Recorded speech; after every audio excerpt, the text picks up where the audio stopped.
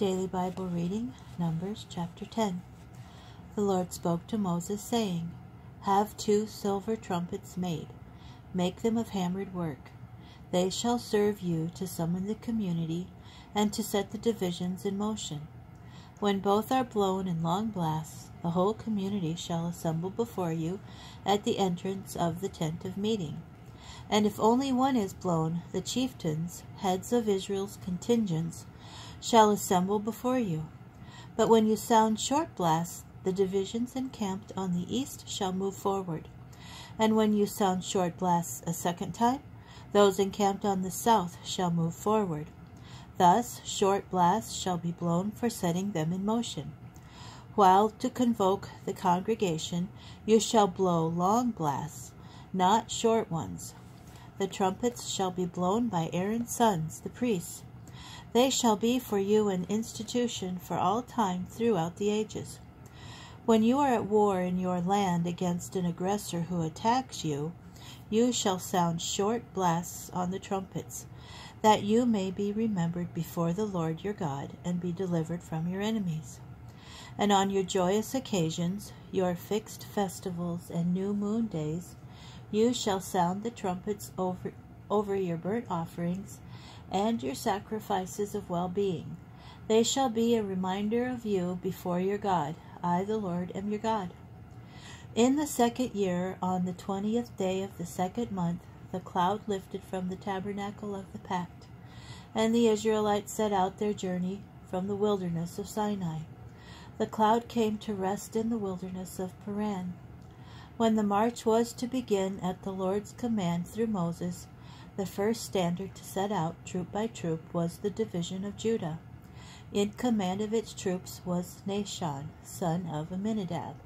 In command of the tribal troop of Issachar, Nathanael, son of Zuar, and in command of the tribal troop of Zebulun, Eliab, son of Helon.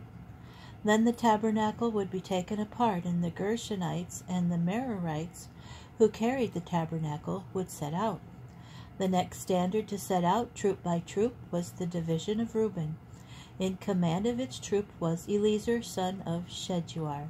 In command of the tribal troop of Simeon, Shelumiel, son of Zurishaddai, and in command of the tribal troop of Gad, Eliasaph, son of Duel. Then the Kohathites, who carried the sacred objects, would set out, and by the time they arrived, the tabernacle would be set up again. The next standard to set out, troop by troop, was the division of Ephraim. In command of its troops was Elishamu, son of Ammihud. In command of the tribal troop of Manasseh, Gamaliel, son of Pedazur. And in command of the tribal troop of Benjamin, Abidan, son of Gideoni. Then, at the rear guard of all the divisions, the standard of the division of Dan would set out, troop by troop. In command of its troop was Ahiezer, son of Ammishaddai. In command of the tribal troop of Asher, Pagiel, son of Ochran. And in command of the tribal troop of Naphtali, Ahirah, son of Enan. Such was the order of march of the Israelites, as they marched troop by troop. Moses said to Hobab, son of Ruel, the Midianite, Moses' father-in-law, We are setting out for the place of which the Lord has said, I will give it to you.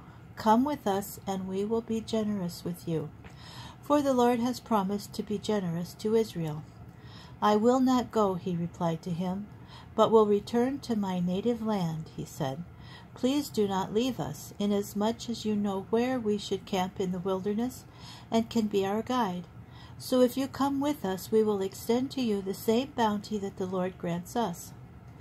They marched from the mountain of the Lord a distance of 3 days. The ark of the covenant of the Lord traveled in front of them on that 3 days' journey to seek out a resting place for them. And the Lord's cloud kept above them by day, as they moved on from camp. When the ark was to set out, Moses would say, Advance, O Lord. May your enemies be scattered, and may your foes flee before you. And when it halted, he would say, Return, O Lord. you who are Israel's myriads of thousands.